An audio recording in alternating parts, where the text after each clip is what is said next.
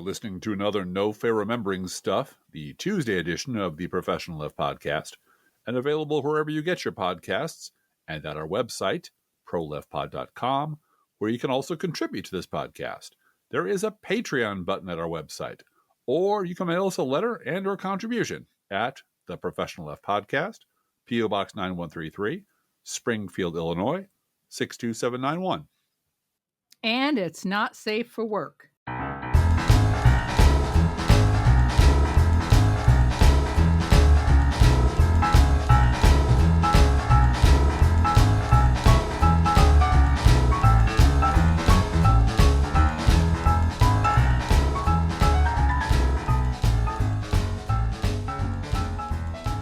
Let me have your attention for a moment. Because you're talking about what? You're talking about Bitching about that sale you shot. Some son of a bitch don't want to buy land. Somebody don't want what you're selling. Some broad you're trying to screw, so forth. Let's talk about something important. Are they all here? All but one. Well, I'm going anyway. Let's talk about something important. Put that coffee down. But don't forget our gourmet coffee guidelines. We really do need more Patreons to make this podcast viable, so if you can spare the cost of a gourmet coffee for yourself, hey, buy one for us. Spare $5 and visit our Patreon at patreon.com/proleftpod, and thank you so very much for doing that. Hey, what are we talking about this week, Driftglass? Well, you I know, understand we're going to talk about language and history. that's true. Specifically, the language of escalatory violence. Yes, which... We've been talking about this in adult Sunday school in relation to Rome and Jesus as the challenge. It's the video series called The Challenge of Jesus. And it is Crossan, right? Yeah, Crossan. Crossan, excuse me. And he is a Irishman. He is. Former monk. Yep. Who talks about Jesus as the head of a nonviolent resistance movement within Roman society. So if you're one of our and atheists, if you're an atheist listener, just turn this off right now. Because no, you'll love it. Yeah. The way we know that Jesus was in charge of a nonviolent uprising against Rome, so to speak, is the way they handled the Christian movement was to crucify the leader. The perceived leader of the group was Jesus. They executed him and they move on. Right. If it is a violent uprising, and there were violent uprising, they kill everybody. The Romans come in with a legion or two and just wipe out everyone. Right.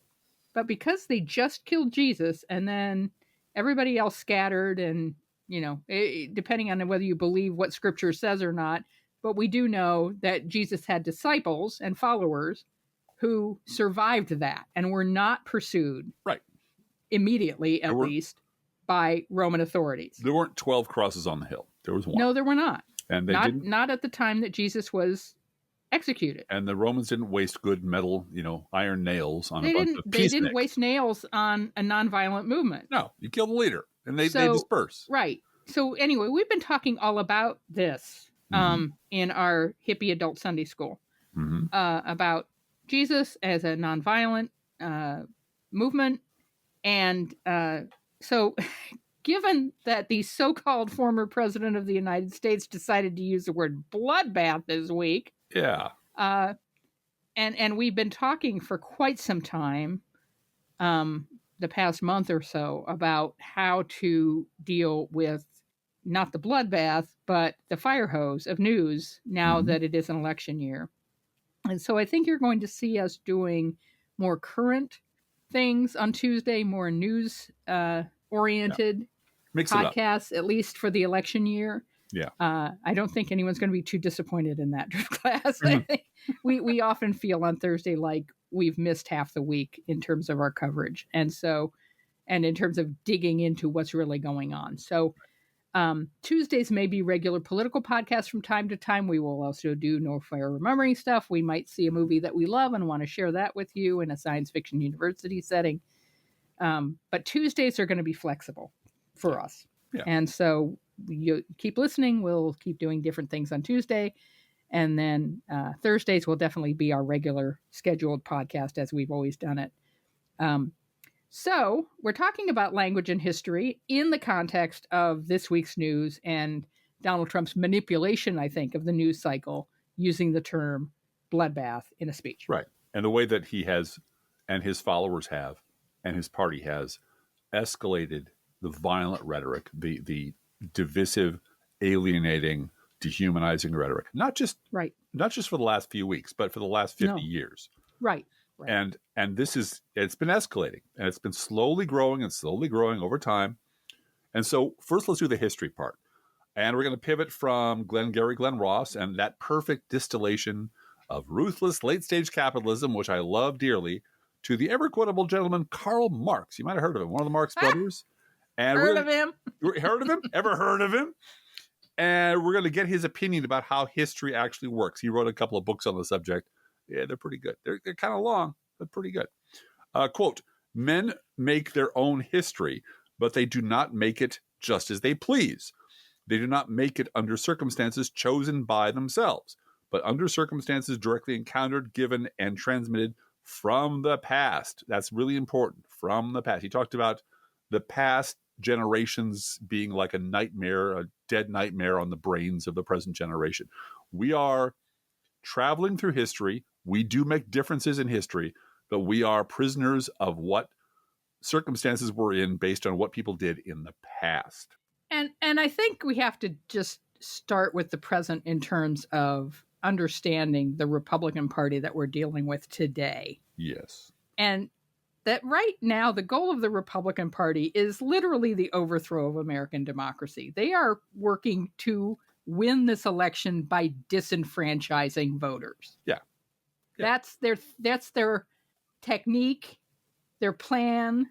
How they are arranging things is to manipulate voting rolls so that their people are able to vote and people who are not their people are not able to vote. Well, and they don't make a secret of it. No, after 2020, it's pretty clear. After 2021, it's pretty clear that if they lose, they'll riot. Right. And they won't. And so this bloodbath thing is a promise. Right. And Laura Trump said, they're hiring the right people to get the voter rolls erased. Mm-hmm. It's out in the open, and it's an authoritarian trajectory. It's been out in the open for a very long time, and has been noted by many people. Republicans don't want people not like them to vote. Mm-hmm. And as racial, sexual, and religious minorities gain in political power, the goal of conservatives becomes nothing less than a fascist revolution in our country. Mm-hmm. And they're gearing up for it right now. The RNC is now a part of this. Yes. It's not just, Mike Pillow out there doing crazy shit. This is now Republican policy as Trump takes over the RNC. Well, and remember that as we've said 1,000 times on this podcast, the Republican didn't hijack the party. The party manifested Trump. The party was ready for someone like Trump to come along and lead them where they wanted to go. But here's the thing.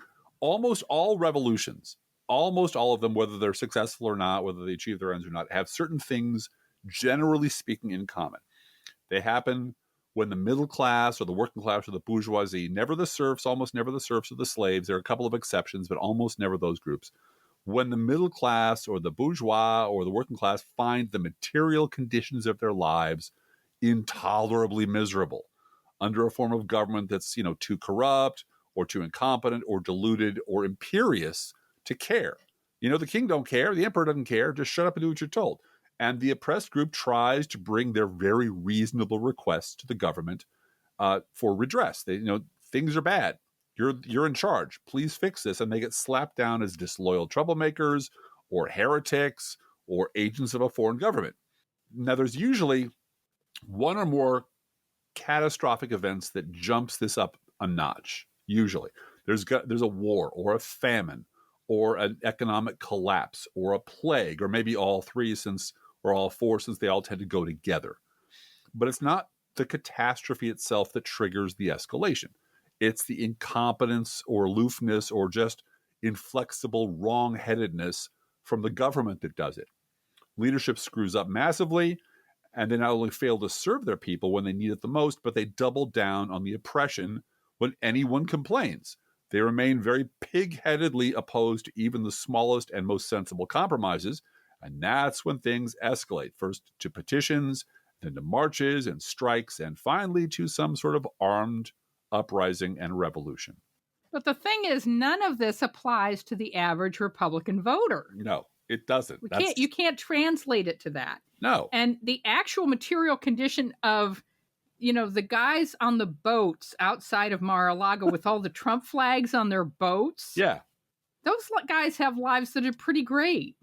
Yeah. Even by current world standards and by world historic standards. These guys live better than most emperors ever did. They can occasionally be mildly inconvenienced by what amounts to very small fluctuations in their standard of living. But they don't have to take a wheelbarrow of Deutschmarks to the bakery to buy bread. And they don't have to eat grass and rats because there's nothing else out there. Yeah. And they get vacation time, or they're retired and they can travel to Trump rallies. Yeah, in comfort. Yeah. With a lot of Trump merch on their truck and on their bodies. They have disposable income. Yeah. The horrible conditions, the starvation conditions, the oppressive conditions that most revolutions cause most revolutions do not exist in the Republican Party among Republican voters at all, period, full stop. Mm-hmm, mm-hmm. Yeah. This is from the Washington Post, June 5th, 2017, the first year of the Trump administration. Mm-hmm. It's time to bust the myth. Most Trump voters were not working class. Quote, media coverage of the 2016 election often emphasized Donald Trump's appeal to the working class. The Atlantic said that the billionaire developer is developing a blue-collar foundation. The Associated Press wondered what Trump's success in attracting white working-class voters would mean for his general election strategy. On November 9th, the New York Times front-page article about Trump's victory characterized it as a decisive demonstration of power by a largely overlooked coalition of mostly blue-collar, white, and working-class voters. There's just one problem. This account is wrong. Trump voters were not mostly working-class people. During the primaries, Trump supporters were mostly affluent people, unquote. And I think this has something to do with Beltway bias and East Coast bias as well. Absolutely. Thinking that everyone outside, Boston to D.C. is a farmer or a machinist. Right. Instead of realizing a lot of these guys are business owners and have 7 people working for them. Mm-hmm. And they have money. Mm-hmm. And they might feel overtaxed, or they might be mad every time they see a gay couple on television or an interracial couple on television. They are not dealing with working class deprivation that made them vote for Trump. No. And this is what launched 1,000 diner safaris to Ohio to find these poor voters and find out why they're doing this. But no, they're not materially deprived. They're doing pretty well. And so when you compare the characteristics of leaders that trigger revolutions, that pig-headedness, incompetence, and indifference, to the characteristics of leaders that keep the system stable during changing times, competence, compassion, a willingness to compromise. It's really very clear which party produces incompetent aristocrats and wannabe dictators, and which party produces capable public servants. Which party blows up the deficit with tax cuts in order to make rich people richer, and which party paid down the deficit. Which party presided over economic calamity, and which party dug us the hell out of that. Which party loses jobs, and which party creates them. Which party is hell-bent on shredding the social safety net, and which party is trying to protect and expand it. This is from Bill Clinton, 16 years ago. Vintage, pure Clinton. Tell me how it's affected you again. You know people who've lost their jobs and lost their homes? Uh-huh. Well, I've been governor of a small state for 12 years. I'll tell you how it's affected me. Every year, Congress and the president sign laws that make us do more things and gives us less money to do it with. I see people in my state, middle-class people, their taxes have gone up in Washington and their services have gone down, while the wealthy have gotten tax cuts. I have seen what's happened in this last 4 years. When in my state, when people lose their jobs, there's a good chance I'll know them by their names. When a factory closes, I know the people who ran it. When the businesses go bankrupt, I know them. And I've been out here for 13 months, meeting in meetings just like this ever since October, with people like you all over America. People that have lost their jobs, lost their livelihood, lost their health insurance. What I want you to understand is the national debt is not the only cause of that. It is because America has not invested in its people. It is because we have not grown. It is because we've had 12 years of trickle-down economics. We've gone from 1st to 12th in the world in wages. We've had 4 years where we produced no private sector jobs. Most people are working harder for less money than they were making 10 years ago. It is because we are in the grip of a failed economic theory. And this decision you're about to make better be about what kind of economic theory you want. Not just people saying, I'm going to go fix it, but what are we going to do? What I think we have to do is invest in American jobs, American education, control American health care costs, and bring the American people together again. To continue, which party lied about a deadly pandemic and got hundreds of thousands of Americans killed, and which party tried its best to steer us through it? Mm-hmm. Which party lied us into the wrong war? And which party extricated us from that disaster? And yes, there is Vietnam, in which Democrats lied. I got that. Right. We're talking about the most current lie into war was Mm-hmm. the Republicans. Which party uses dark money and behind-the-scenes manipulation to appoint corrupt fanatics to the federal bench to carry out its political agenda? Which party screams rigged every time they lose? Which party stripped half of this country of its basic civil rights and bodily autonomy? And which party is working to restore those rights?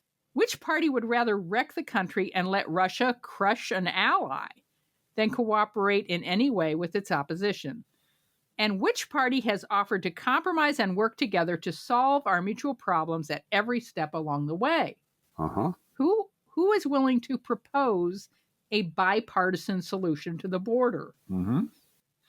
Or, who's willing to propose that we adopt Romney care instead of what I want, single payer health care, expand Medicare for all, because that's the way you hope to reach the hearts and minds of Republicans who say they want to solve the problem, but they really don't. So you do have one party that's authoritarian and aristocratic and obnoxious and incompetent, and you have Democrats who have their problems but ain't any of those things.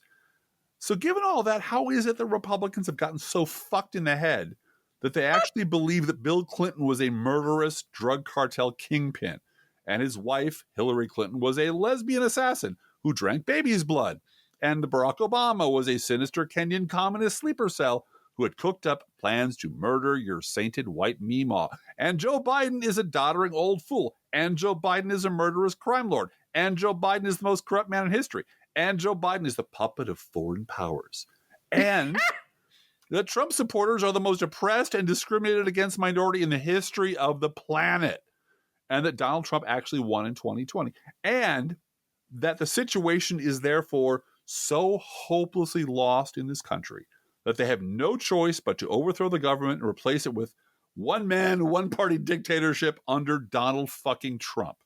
And the answer is language. Mm-hmm. A relentless, highly successful, and very profitable right-wing multimedia propaganda machine that has been running along in plain sight for at least the last half century. Now, if you want to argue that it goes back like you do, you're old like us, and you want to talk about this goes back to the Birchers. Well, technically, it goes back to the 1840s. This goes back to Father Coughlin, if you're even that old, or if you're a historian, and you think of the Nazi-friendly America First movement, because you've been listening to Rachel Maddow for the past year. Look, we're not going to quibble with any of that. You're right. You're right. Mm-hmm. The point is, this goes back a long time.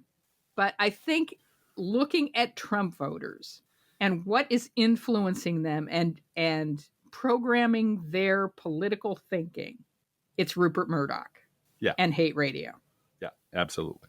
And the point is, this does go back a long time, and we're now living under these circumstances that are directly encountered, given, and transmitted from the past. To quote Karl Marx. Karl Marx was right. Yeah. Republicans are now completely enclosed in a delusional reality where up is down and right is wrong, and anyone who tries to tell them otherwise is their enemy. And in that environment, the key to turning the Republican base into cannon fodder for Trump and Steve Bannon, and Driftglass has written a lot about Bannon in the past week, about him being a Leninist, which he says himself. Yeah, out loud. He out and out says it. I'm a Leninist. And the fact that Trump and Bannon and their fascist allies are constantly escalating the violent rhetoric. And just to remind you, I want to compare and contrast. I want to play for you Trump's bloodbath again. And then also Mike Johnson's response. And spot the difference. Here they are. Now, if I don't get elected, it's going to be a bloodbath for the whole... That's going to be the least of it. It's going to be a bloodbath for the country. That'll be the least of it. One who takes the time to watch a speech and to realize what he was saying, really he was 100% correct. And I think what he was saying at the rally reflects what most of the American people understand and believe. And so this has been building for years. It's Trump escalating, and then everyone's supposed to parse out, what did you really mean? And then his, little elf, the Speaker of the House, Mike Johnson, coming and say, well, all Americans agree with him. And the violent vocabulary, the hateful, divisive, racist vocabulary of the Republican Party has been accelerating for decades. For decades and decades. This has been coming on and coming on and coming on. And here is the late, great Molly Ivins explaining how this comes to be. And Driftglass and I just love this. John Henry was one of the heroes of a bad time in this country, the McCarthy era. And that's when he took up freedom fighting as a serious thing. Not many people know this, but before he went into being a First Amendment defender, Johnny was in law enforcement. In fact, he was in the Texas Rangers, captain. He was 6 at the time. His friend Boots Cooper, who was 7, was the sheriff. And they used to do a lot of serious law enforcement out behind the Falk family place. One day, Johnny's mama, having 2 such fine lawmen right there on the property, said to them, boys, I want y'all to go down the hen house, get that chicken snake out of the hen house. Johnny and Boots were all excited about this big assignment. They galloped down there on their brooms. They tethered their brooms. Went into the hen house, went through all the nests on the bottom shelf, no snake. They were of an age and of a size where to see up on the second shelf they had to stand on tiptoes, see if there's a snake there, and there was. Now, I have never myself been nose to nose with a chicken snake, but I always took Johnny's word for it that it would just scare the living shit out of you. And it scared Johnny and Boots so bad they both tried to get out of the hen house at the same time, doing considerable damage to themselves and the hen house door in the process. They came trailing back up the porch all shamefaced. Miss Falk looked at him and said, boys, what is wrong with you? You know perfectly well that a chicken snake will not hurt you. And that's when Boots Cooper said this semi-immortal thing. He said, yes, ma'am, but some things will scare you so bad you'll hurt yourself. Now, don't you know that's what we do again and again in this country? Get so scared of a real menace, not a chicken snake. Scared of communism, scared of crime, scared of drugs, scared of illegal aliens, scared of terrorists. So scared that we hurt ourselves, make the same mistake over and over again. We think we can make ourselves safer by making ourselves less free. I tell you something, when you make yourself less free, all that happens afterward is that you are less free. You are not safer. And that's the key. Molly Ivins is exactly right. Karl Marx and Molly Ivins are both right. That's the key. The lies you build one by one, lie by lie, you build a terrifying imaginary world around the party base. You keep them off balance and furious so they can be scared into doing terrible things in the name of patriotism. They think they're patriots. They think they're saving the country, while at the same time creating that monstrous movement, gradually enough that those who don't want to see it, who refuse to see it, who don't want to believe such a thing is possible, can ignore it and look away until it's too late. Until it's too late. And I'm going to read now an excerpt, a longish excerpt from a wonderful essay, terrifying essay, a tragic essay called They Thought They Were Free, They Thought They Were Free, The Germans, 1933 to 1945 by Milton Mayer. This is from the section called But Then It Was Too Late. To live in this process is absolutely not to be able to notice it. Please try to believe me. Unless one has a much greater degree of political awareness, acuity, than most of us had ever had occasion to develop. Each step was so small, so inconsequential, so well explained, or on occasion regretted, that unless one were detached from the whole process from the beginning, unless one understood that the whole thing was, in principle, what all these little measures that no patriotic German could resent must someday lead to, one no more saw it developing from day to day than a farmer in his field sees the corn growing. One day, it's over his head. Your little men, your Nazi friends were not against National Socialism in principle. Men like me, who are the greater offenders, not because we knew better, but because we sensed better. Pastor Niemöller spoke for the thousands and thousands of men like me when he spoke too modestly of himself, and said that when the Nazis attacked the communists, he was a little uneasy, but after all, he was not a communist, so he did nothing. And then they attacked the socialists, and he was a little uneasier, but still he was not a socialist, so he did nothing. And then the schools, the press, the Jews, and so on, and he was always uneasier, but still he did nothing. And then they attacked the church, and he was a churchman, and he did something. But then it was too late. You see, my colleague went on, one doesn't see exactly where or how to move. Believe me, this is true. Each act, each occasion is worse than the last, but only a little worse. You wait for the next and the next. You wait for one great shocking occasion, thinking that others, when such a shock comes, will join you in resisting somehow. You don't want to act or even talk alone.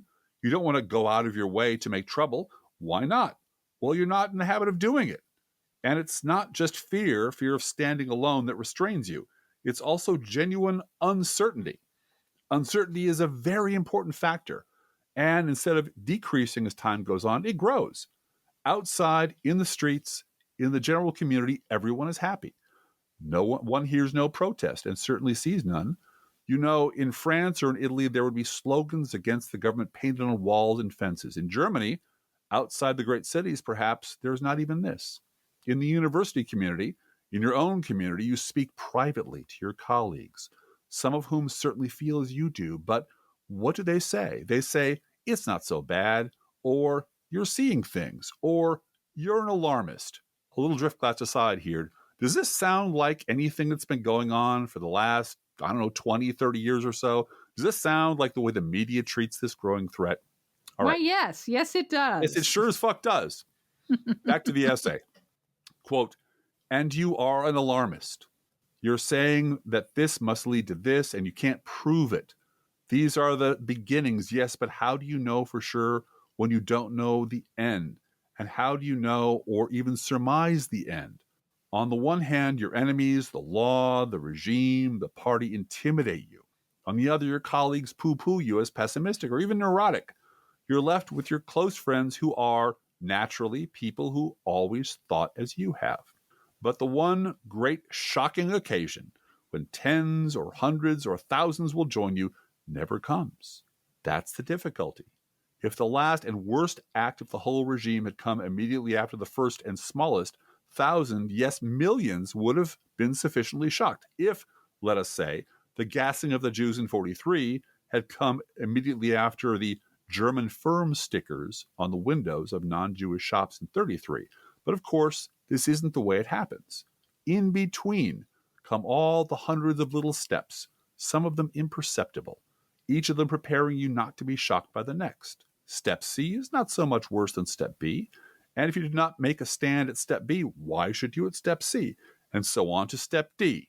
Suddenly, it all comes down, all at once. You see what you are, what you have done, or more accurately, what you haven't done. for that was all that was required of most of us, that we do nothing. You remember those early meetings of your department in the university when, if one had stood, others would have stood, perhaps, but no one stood. A small matter, a matter of hiring this man or that, and you hired this one rather than that. You remember everything now, and your heart breaks. Too late. You're compromised beyond repair. Unquote. The difference between us now and the Germans in this essay is that the Germans had no real example from which to learn what was happening to them. But we have no such excuses. We have the example of the rise of fascism in Germany to learn from. We know who Anne Frank is. Mm-hmm. Yep. We have the example of Germany, Nazism, the History Channel, the Hitler Channel. We've got all of it. Mm-hmm. The reason so many of us feel so disoriented and angry is that we can see this gradual process of violent, racist, fascistic, rhetorical escalation happening right now, all around us. And let me add, the Supreme Court deciding that the state of Texas can enforce immigration law and do papers, please, in Texas today, Mm-hmm. as we're recording this, Mm-hmm. feels very much like what we're talking about. Yep. And the crazy, dangerous shit we hear coming more and more from Donald Trump and his mob, his violent mob, is indeed crazy and dangerous. Now, if I don't get elected, it's going to be a bloodbath for the whole. That's going to be the least of it. It's going to be a bloodbath for the country. That'll be the least of it. Ladies and gentlemen, please rise for the horribly and unfairly treated January 6th hostages.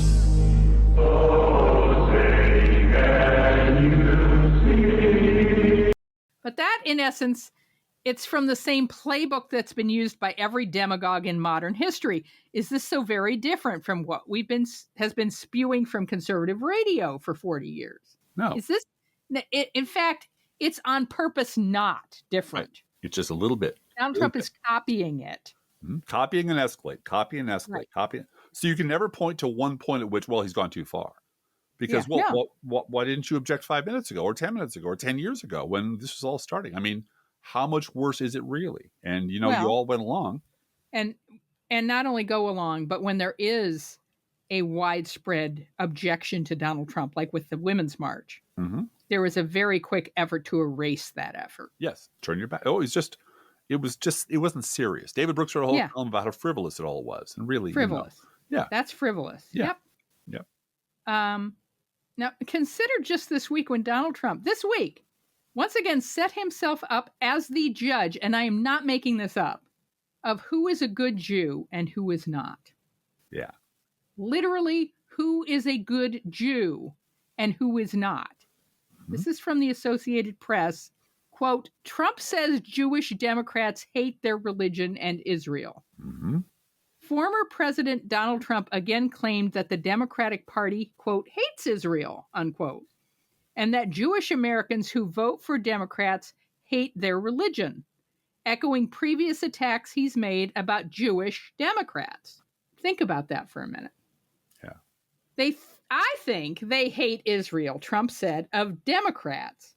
He then said that Democrats see a lot of votes among Americans who oppose the Israel-Gaza war.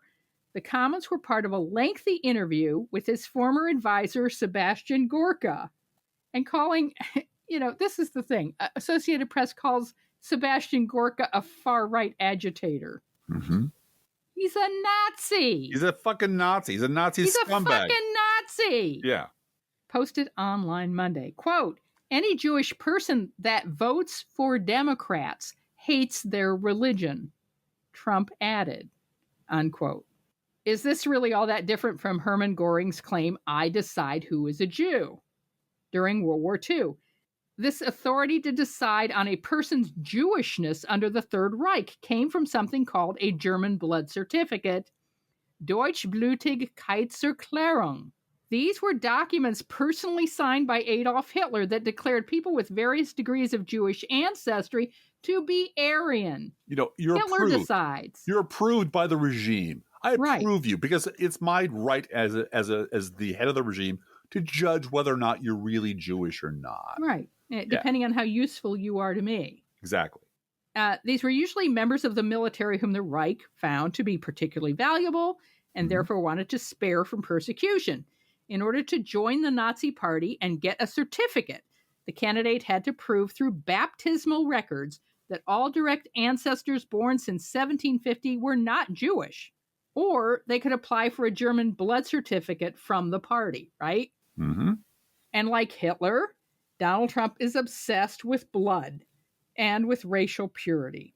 This is Trump at a campaign rally in December. They're poisoning the blood of our country. That's what they've done. They poison mental institutions and prisons all over the world, not just in South America, not just the 3 or 4 countries that we think about, but all over the world. They're coming into our country. Now, this statement he made was not his off-the-cuff, brainless rambling, which he sometimes does. Mm-hmm. Trump repeated the use of poisoning in a post on his social media website, Truth Social, saying overnight in an all-caps post, like he always does, illegal immigration is poisoning the blood of our nation. They're coming from prisons, from mental institutions, from all over the world, unquote.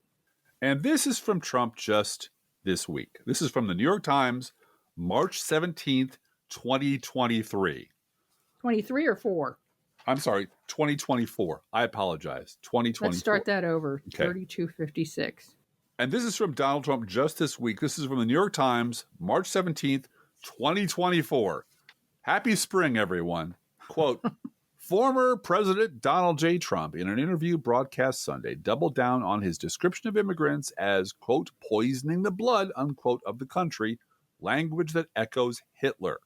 Quote, why do you use words like vermin and poisoning the blood? Howie Kurtz, the media critic and stooge and interviewer, I'm sorry, I added the word stooge, I just do that sometimes, asked on Fox News. The press, as you know, immediately reacts by saying, well, that's the kind of language that Hitler and Mussolini used. Because our country is being poisoned, Mr. Trump responded. He also repeated the claim he's made many times that the migrants crossing the southern border are criminals flooding in from prisons and mental institutions, unquote. We can see that we are in the middle of something awful. That's our power. History has given us a lens to see what's going on, and we can see that we are right in the middle of something awful, and something is headed in a terrible direction. Sadly, we can also see that the media has virtually abandoned us, that they have convinced themselves by whatever weirdo cult that they belong to, that in a fight between democracy and dictatorship, it's not their job to take sides. It's their job to pretend that both sides are pretty much the same.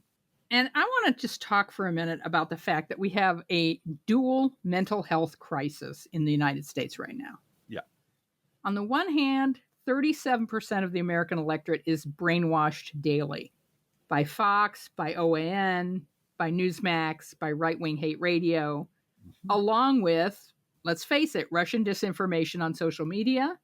And that doesn't include the fringe that believes in their heart that there are 2 Donald Trumps, and the one who embarrasses them with talk of a bloodbath is a puppet of the deep state, and the real Donald Trump is running the country with the military deep within Cheyenne Mountain.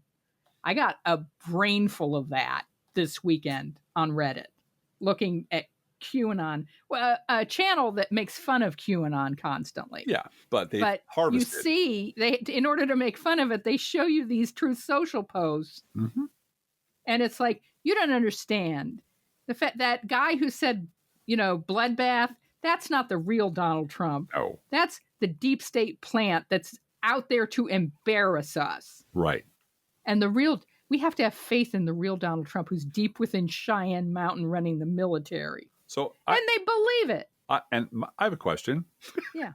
If Donald Trump is deep within the military under Cheyenne Mountain and running the military, how is he not just running the country? I have no explanation for that. And I think you have to have faith in Q at this point. That's right. You have to have faith. There's a plan.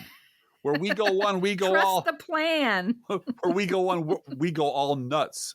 Oh, exactly. Yeah. Exactly. Yeah. And that fringe is gone. Right. Gone. Absolutely gone. Yeah. So there's that mental health crisis, which may have something to do with lead in gas back in the 60s. It's possible. Who knows? But it also has to do with the constant barrage of propaganda that Which they are up to their ears in. And they, like you said, they have a remote. They could turn it off tomorrow. But they masturbate to it. Yep. Mentally, politically, perhaps physically. Mm-hmm.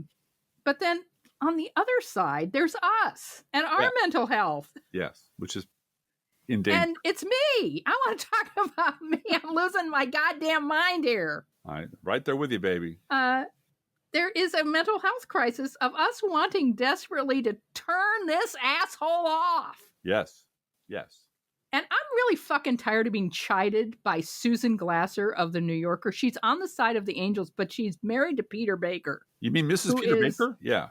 Absolutely one of the worst, both-siderist, beltway, I don't vote because that would remove me from the high priest chair throne of disinterested journalism. Right. Above it all. Mm-hmm.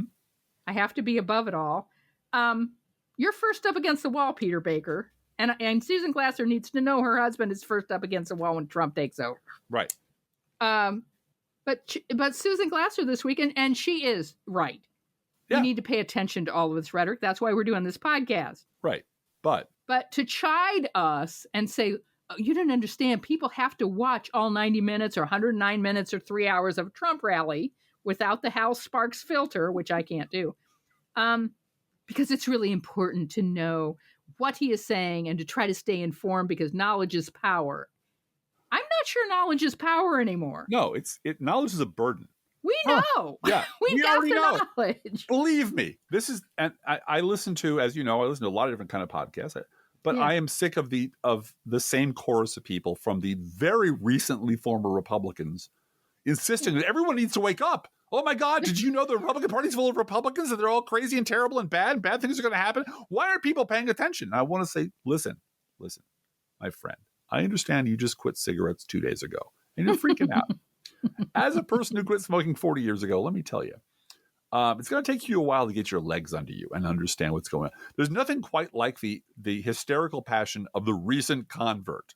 Oh, yeah. But have you ever really smelled a pizza when you haven't smoked for 3 days? Come on, man. And I understand that. I get it. Yeah. But what is massively irritating and really grinding on my mental health is these are the voices who are now just everywhere.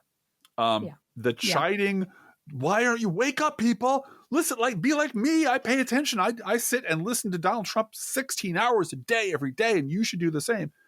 And dude, look around you.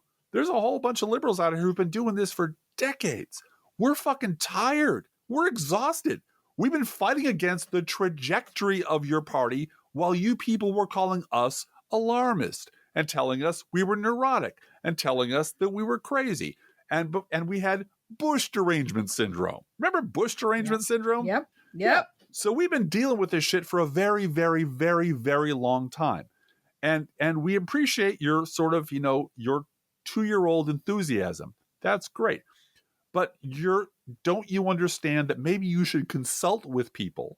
You should ask the wisdom of people who have had the battle scars that you inflicted on them from decades of trying to get people to notice the Republican Party was a proto-fascist organization that was losing its mind under the weight of the propaganda generated by hate radio and Fox News and so forth. So, yeah, we get it, but please shut up. And I want to add to that, Drift Glass. Yeah. Not only are they not willing to listen to the wisdom people have been right all along, but they hate us. As soon as Trump is out of the picture and we're dealing with the Matt Gaetz party, we're gone. These folks are going to be the first not up against the wall, but the first on TV to talk about we need to return to normalcy. And normalcy means having a party that really, really wants to talk about cutting Social Security and increasing the retirement age. Michael Steele this week, both parties are fielding their weakest candidates, Blue Gal. Both parties. I mean, everybody's getting their credentials ready. We need tax cuts for rich people, and we need to modify entitlements with a look towards budgetary responsibility in a responsible, sensible way. And that means cat food commission. That's what it means. They will put the band back together. They'll put the Bush regime back in privatizing power. Yeah. Privatizing elder care. Yeah. Absolutely. Absolutely. And that's going to be interesting when they try to mix a reconstituted W administration listening to Bill Kristol and Michael Steele with all the QAnon lunatics, because they can't win elections without them. There's no way for Republicans to win an election without that lunatic majority of their party voting for them. So I'm fascinated to figure out what their plans are. But what you and I have said since the beginning, since the first hashtag for Never Trump went up and the scoldy finger of fate came out and started wagging at us about how we needed to shut up and sit down and listen to these people like Bill Kristol and Rick Wilson, was, look, we know what you're up to. You want Trump to go down in flames, as do we, so you can sweep in as the "we told you so" party, the "we told you so" wing of the party, and take control of that toxic waste dump, which you have no intention of cleaning up. You simply want to cap it. You want to do what Bill Buckley did to the Bergers. You will get rid of a few of the high-profile members and keep all the busy bees, all the worker bees, all the people who do the heavy lifting and the envelope licking and the door knocking. All those people will stay right in your party. And you'll just pave right over them. And you go back to the way things were in 2014, where these people were, the base was crazy, the base was dangerous, the base was violent, the base, we had demonstrated its lunacy through the Tea Party, the fake Tea Party, but you still had all these very media-friendly Republicans and conservatives out there saying, everything's fine, everything's fine, we've cleaned up the party, everything's great. You want to go back to those days, and we don't. And that's our fundamental difference between us and them, is we know what your plans are, and we don't have any truck with it. Because, you see, in most revolutions, those who rise up to overthrow the government have pretty good, like, tangible reasons to do it, to bring it all back home. Their lives are miserable, or their kids are starving. Their men are being sent off to die in stupid wars for the greater glory of some arrogant, incompetent tyrant. But none of that applies to Republican voters. Their lives are, in fact, generally pretty goddamn good. But because they're convinced by Fox and by hate radio and by their own complicity in their own brainwashing that a chicken snake in the hen house is, in fact, an apocalyptic threat to all they hold dear, they are ready and willing to overthrow American democracy, not to get rid of an arrogant, incompetent tyrant, but to install an arrogant, incompetent tyrant. Right. Anyway, that's no fair remembering stuff for this week, kids. Sorry for the primal scream, but it's where we're at mentally right now. And we felt you'd all understand.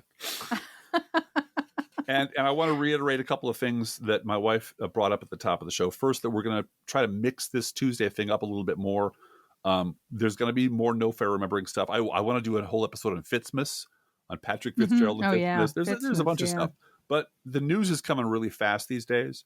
And so we're probably going to end up doing more like 2 political shows per week, mixed in with stuff which we like doing. We like doing science fiction. We like doing movies. We just rewatched Chinatown, for God's sakes. We might want to talk about that. We did. It's Chinatown. And we watched Oppenheimer, and that was interesting. And the McCarthy era might be interesting. So we're going to be a little more free-floating about what we cover on Tuesday shows, but it'll be stuff that I think you'll find interesting.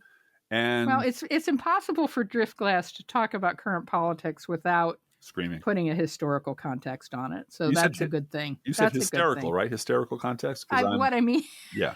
Well, I was just thinking about last week's political show and how in the script, all of a sudden there was 10 minutes about David Broder. And I went, aha. I think we can get away with this no fair remembering stuff. Having a current political, because of the fire hose of what we're dealing with in terms of news, we can fold everything together and make it happen. But we do still need, for this particular day, to support this Tuesday podcast, we do need more Patreons. We really do appreciate it. We are growing little by little, incrementally. Yeah, and hi to everybody listening to us on YouTube. Yeah, and we do see every couple of days another $5, $10, whatever, and that's all very well appreciated. And word has gotten around. I'll be appearing as a guest, who knows where, who knows when, but I'll let you know when. But our growth is not exponential. Our growth is slow and steady, gradual. 1 or 2 at a time. And it's just us. I think that's the other thing. We're not trying to hire a staff to put the show together. No, the show is put together by the 2 of us. Right. So you are supporting us and our opulent lifestyle, giving our cats treats at least once a day. and living in a little house within walking distance of a cornfield. Hey, ramshackle. And we had to call the furnace guy today. We had to call the furnace guy today. It cost us $99 because the furnace wouldn't go on. And it turns out he fixed it in like 5 minutes and said that'll be $99. Yes, which is but for my trip. That's what they charge. Yes, I'm going like, okay, how many cups of coffee is that? How many gourmet cups of coffee? That's 20 gourmet cups of coffee plus tax. Okay, that's fair. But we've got a furnace working now. Yeah. He said, you had that little door. If that little door got loose, probably a vibration. Yeah. He said, probably a vibration. I said, Drift Class was screaming about David Brooks. I was down there screaming into my pillow and the pillow got loose. But it was a couple of loose screws that probably caused the door to not be as tightly sealed as possible. And you're not supposed to go back. And that shuts off the furnace because danger. Because there's a switch back there. There's a fuse back there that goes on and stays on automatically. And I know nothing about these matters. We don't know how to do that. So when he immediately fixed, really immediately fixed it. So, it's and said, I've never seen this before, but you open the door and something happened. I'm not sure what happened, but anyway, some vibration. that's our life. But I will say this. That's our personal life. That's the Professional Left After Dark. Listen, we really appreciate your support of the show, and we'll talk to you again on Thursday. I do have one more thing to add. Oh, sure. And that is we have penetrated some sort of threshold that has nothing to do with income or credibility or being invited onto MSNBC to yell at Michael Steele. We are getting a lot more requests, just random requests. Hi, I've listened to your podcast, and there's a blank space where someone, this autofill Professional Left podcast. Yeah. And, my client has a new book out, and he would like to be a guest on your show. We think he'd be a great guest for your show. Would you like to have him as a guest on your show? And we're getting a couple of those a week, I think, give or take, which is hilarious because we don't really have guests. We're on some publicist list. That's what's happened. But we've made it. We made it to some third-tier publicist list about their books. And for me, what else did I ever want to get out of the internet but whiskey, a fine woman, and minor celebrity? And now I have all three. Congratulations, Drift Glass. Thank you, baby. I love you. And thank you for supporting the show. Bye. Bye. See you Thursday.